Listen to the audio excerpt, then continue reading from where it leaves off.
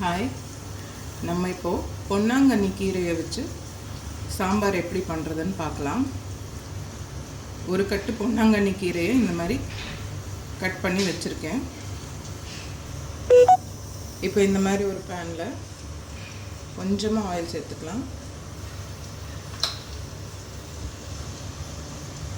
கடுகு,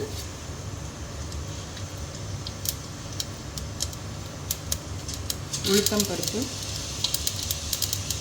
கொஞ்சமாக வெந்தயம்.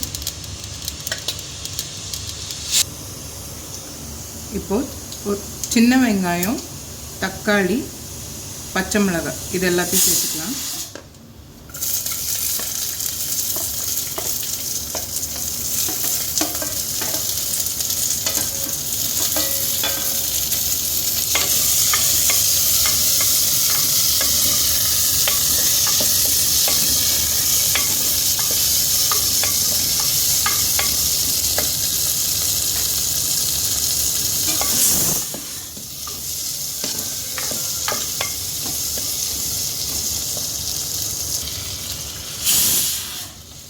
இப்போ இது கூட சாம்பார் மிளகாய்த்தூள், தனி மிளகாய்த்தூள், மஞ்சள் தூள், பெருங்காயம், உப்பு இது எல்லாத்தையும் இதில் சேர்த்துக்கலாம்.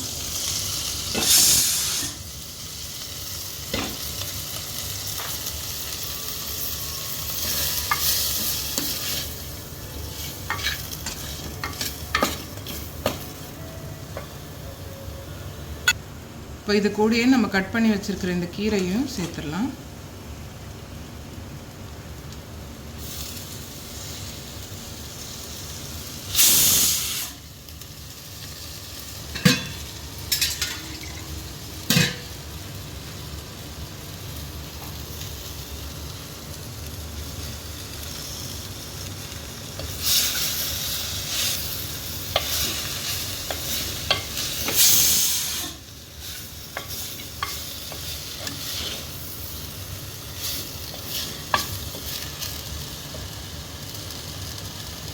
இப்போ இதில் தேவையான அளவு தண்ணி விட்டு நம்ம இந்த கீரையை வேக வச்சுக்கலாம்.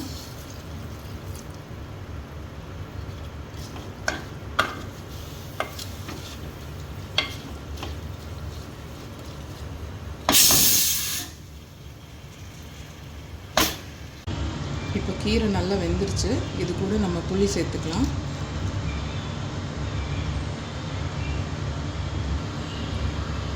வேக வச்ச துவரம்பருப்பை இது கூட நான் இப்போ சேர்த்துக்கிறேன்.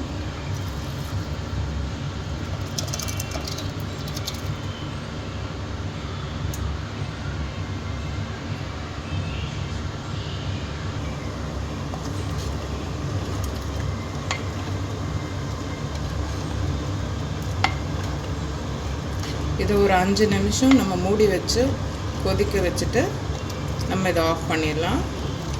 ரொம்ப டேஸ்டியாக பொன்னாங்கண்ணி கீரை சாம்பார் ரெடி ஆகிடும்.